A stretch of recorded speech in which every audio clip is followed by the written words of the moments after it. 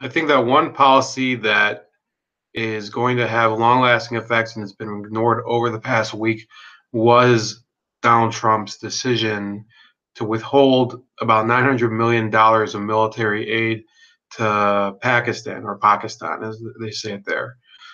Um, this is long overdue. Should have done this years and years ago, probably in 1991. We should have cut off all foreign aid to Pakistan.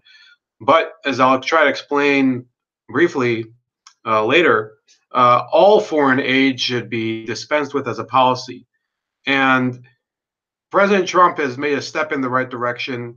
I think that him and his allies, I think Rand Paul has jumped on the bandwagon with this, although he's probably been against foreign aid for much longer than Donald Trump has been active in politics. Tulsi Gabbard on the Democratic side might jump in on this. We should start making it a policy not to award foreign aid to anybody, and I'll explain what that exactly means. Now, there's a lot of enemy countries or countries that are not sympathetic to the U.S. that receive foreign aid regardless. Now, with that, you can just say, well, that's it. We're not going to give you foreign aid. Pakistan is nominally an ally, but as Trump has explained, they do harbor terror leaders and who are aligned with the world jihad movement against the United States. Of course, there should be a direct cutting of aid to them. And I think Pakistan can survive without that aid. Uh, then there's countries like Israel and Egypt and other other allies, or more clear-cut allies, that receive foreign aid. That requires a different approach. It would require Trump to go and open a dialogue and say, look, we've had a good relationship over all these years. We do trade, we do business with each other. We have open relationships. We take immigrants from you, and in turn we expect to have our people treated well in your country. But I'm sorry, you're going to have to come up with a program of your own to get your economy in order so that you can survive without foreign aid. And that could be either military aid or civil aid, like U.S. aid provides. Um, there's a number of programs that the U.S. funds. Now there are a few countries I think that could be exceptions in sub-Saharan Africa, for example, or other places that are genuinely impoverished. We can still work on things that the United States can help them with. Obviously, if it's medical or food aid or things like that, it should be streamlined to eliminate corruption. But this whole model where we've been giving years and years of foreign aid, it's never been a proven success at resolving any problem. Okay, now there are countries that have come to the point where, honestly, I don't believe that they need foreign aid, and honestly, I don't think it's such a slap in the face to say, look, you can fend for yourselves. And I'm talking about Israel. I'm talking about let me see, Turkey, I think, receives foreign aid. Egypt. Let's look here. I got the Explorer on U.S. aid, and I was gonna bring this up anyway. If you guys want to take a look. It's kind of a nifty application they have on the USAID website that you can see here. Turkey, for example, receives about $154 million. Turkey can do just fine without U.S. foreign aid. Okay, whoops. Let's go to, I don't know, Russia. Everybody talks about how bad Russia is, but they receive $17 million in foreign aid. Now, $17 million isn't a lot, but everybody's complaining about this country, and then we're sending them money. Whether, I don't know if it's going to the government, it could be going to somebody else. I have Venezuela here. I have to turn off Russia first, but Venezuela receives $9.2 million in foreign aid.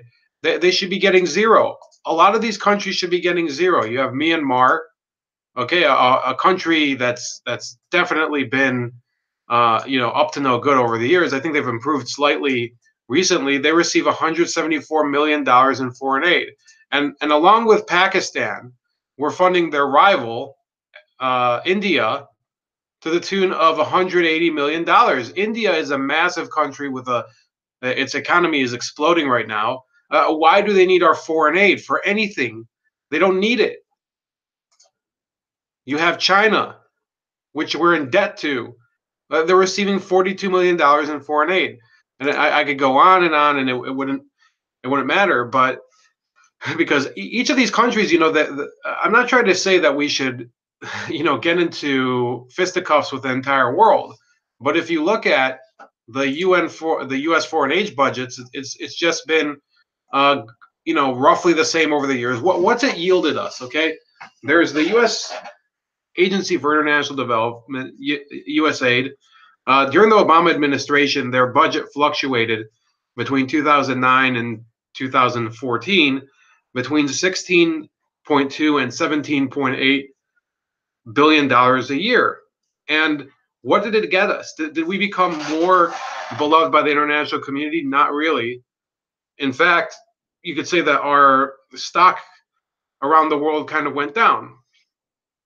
And it's my opinion that the best way to get a good I guess a good mood around the world is not through giving people freebies, giving people things that they they get for free and not expecting anything in return, but by building a good trade relationship with them, by building maybe cultural relationships with them. I'm not opposed to having our musical acts going over there, or hosting theirs, or whatever. But those things can actually be done by the private sector just as well as the government. So, with all due respect, I think that this is something. It's very underplayed. And I think Donald Trump did something good, and I think all people concerned, all people in the country, should start to really examine this issue and realize this shouldn't be a partisan problem. Some of these countries that have been receiving foreign aid are run by truly despicable leaders. And some of the countries that we're allied with, the Democrats, they always complain about foreign aid to regimes that are anti-democratic. Well, fine. Now Donald Trump he's shown the spotlight on Pakistan. We've had Pakistan as an ally since the Cold War.